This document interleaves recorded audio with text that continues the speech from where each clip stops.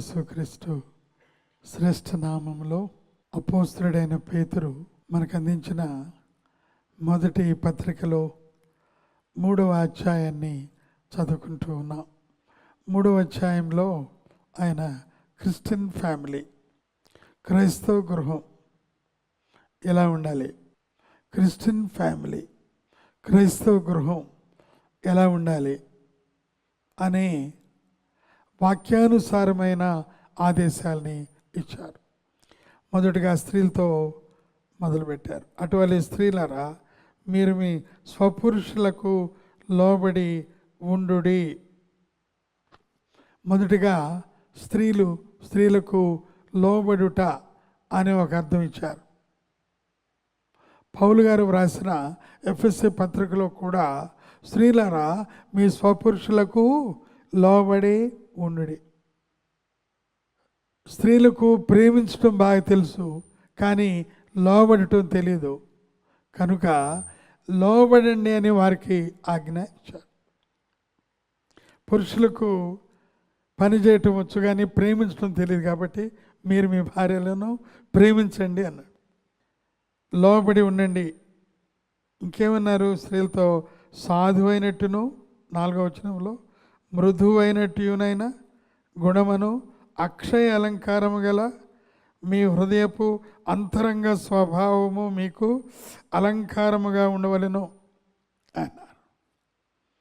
మామూలుగా అలంకరించుకోవటం, వాటన్నిటి గురించి ఇక్కడ వ్రాస్తున్నారు. అందము, అలంకారము అది వ్యతిరేకము, బైబిల్ వ్యతిరేకంగా ఇప్పుడు చెప్పటం లేదు. దేవుడిచ్చినదే కదా అందము. కాబట్టి అందమైన శరీరమును అలంకరించుకోవటంలో తప్పులేదు. కానీ ఆయన ఏమన్నారంటే, ప్రత్యేకంగా ఈ యొక్క పేతురు గారు సాధువైనట్టును మృదువైనట్టునైన గుణము, సాఫ్ట్ అండ్ టెండర్ హార్ట్. దేవుని వాక్యంలో మనం చూస్తున్నాం, మృదువైన మాట కోపమును చల్లార్చును, నొప్పించు మాట కోపమును రేపును. కాబట్టి స్త్రీలకు ఆయన ఇచ్చే ఒక గంభీరమైన ఆ యొక్క హెచ్చరిక, సాధువైనట్టు మృదువైన గుణమును అక్షయ అలంకారమును ధరించుకొనుడి అని అన్నాడు. ఇది చాలా శ్రేష్టమైన హెచ్చరిక. పురుషులతో ఓ మాట మాట్లాడారు. 3:7 వచనంలో, అటువలే పురుషులారా జీవమును కృపావరములో మీ భార్యలు మీతో పాలువారై ఉన్నారని ఎరిగి ఎక్కువ బలహీనమైన ఘటమని భార్యను సన్మానించి మీ ప్రార్థనలకు అభ్యంతరము కలుగుకుండునట్లు జ్ఞానము చొప్పున వారితో కాపురము చేయుడి అన్న. పురుషులకు చాలా ఎక్కువగా బాధ్యతలు అప్పచెప్పారు. పేతురు గారు ఏమన్నారైనా, కృపావరంలో మీ భార్యలు మీతో వారు ఎక్కువైన బలహీనమైన ఘటములు. మరి వారు, పురుషుడు కొంచెం బలంగా ఉంటాడు, స్త్రీలు కొంచెం బలహీనంగా, శారీరకంగా కాదు అన్ని రకాలుగా కూడా వారు బలహీనమైన ఘటములు, వీకర్ వెసల్స్ అన్నారు. బలహీనమైన ఘట్టములు కనుక వారితో వారిని సన్మానించి,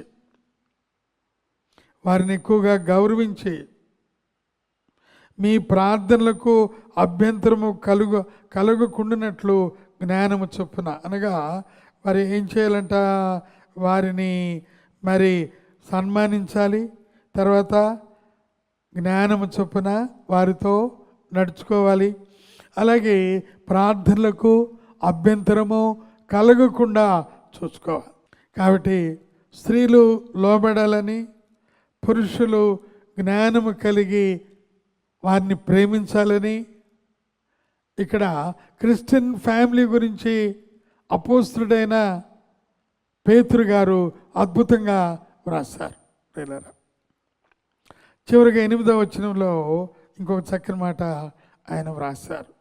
తుదకు మీరందరూ ఏక మనస్కులై ఒకరి సుఖ దుఃఖముల యందు ఒకరు పాలుబడి అని అంటున్నారు. అనగా కేవలం భార్యగా నా పాత్ర నేను చూస్తున్నాను, భర్తగా నా పాత్ర నేను నిర్వహిస్తున్నాను అని కాదు. మీరిరువురు ఏక మనస్కులవ్వాలి.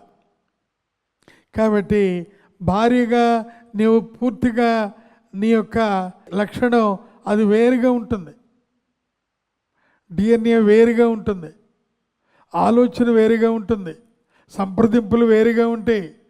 అలాగే భర్తగా నీ DNA వేరుగా ఉంటుంది, సంప్రదింపులు వేరుగా ఉంటాయి, ఆలోచన సరళి వేరుగా ఉంటుంది. కాబట్టి భార్యాభర్తలుగా మీరు వచ్చినప్పుడు ఏక మనస్కులై ఉండుట, ఇది చాలా అద్భుతమైన విషయం. కలవని రెండు పదార్థాలు ఒకటిగా అవి కలవటం అనేది రసాయనికంగా అది చాలా అసాధ్యమైన విషయంలో ఇక్కడ రెండు ఎంటిటీస్ని స్థూలంగా ఒక వస్తువుగా తయారు చేయటం అనేది పరిశుద్ధాత్మ దేవుని యొక్క కార్యం. కాబట్టి మీరిరువురు ఏక మనస్కులై ఉండుడి.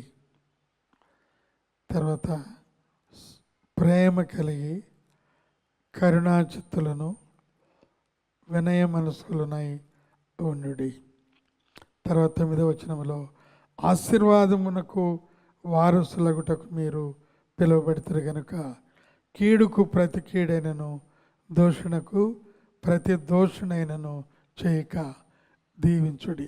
క్రిస్టియన్ ఫ్యామిలీ పేతురు గారు రాసిన మొదటి లేఖలో 3వ అధ్యాయాన్ని చదువుకుంటే క్రిస్టియన్ ఫ్యామిలీ వివాహమైన వారందరికీ, కొత్తగా వివాహమైన వారికి, ఇప్పుడిప్పుడే వివాహానికి ఆలోచించే వారికి చాలా గైడ్ లాగా ప్రాముఖ్యమైన ఉద్దేశంగా దీనిలో ఉన్నది. ఈ మాటలు మనలందరినీ ఎంతో ఆస్వాదించి దీవించి బలపరిచి మన సంఘంలో, సార్వత్రిక సంఘంలో మంచి క్రైస్తవ కుటుంబాలను పరిశుద్ధాత్మదేవుడు లేవనెత్తును గాక. ఆమేన్. పరిశుద్ధుడా, ప్రేమగల తండ్రి, 3వ అధ్యాయంలో మీరు మాకు ఇచ్చిన మంచి మాదిరికరమైన క్రైస్తవ కుటుంబాన్ని బట్టి నీకు స్తోత్రాలు ప్రభా. మా కుటుంబాలు రోల్ మోడల్ కుటుంబాలుగా ఉండటానికి సాధ్యం యేసయ్య పరిశుద్ధ నామంలో అడిగున్నాం మా తండ్రి, ఆమేన్. త్రియేక దేవుని యొక్క ఆశీర్వాదాలు, కృపలు, దేవుని మనందరికీ శ్రేష్టముగా కలుగును గాక. ఆమేన్.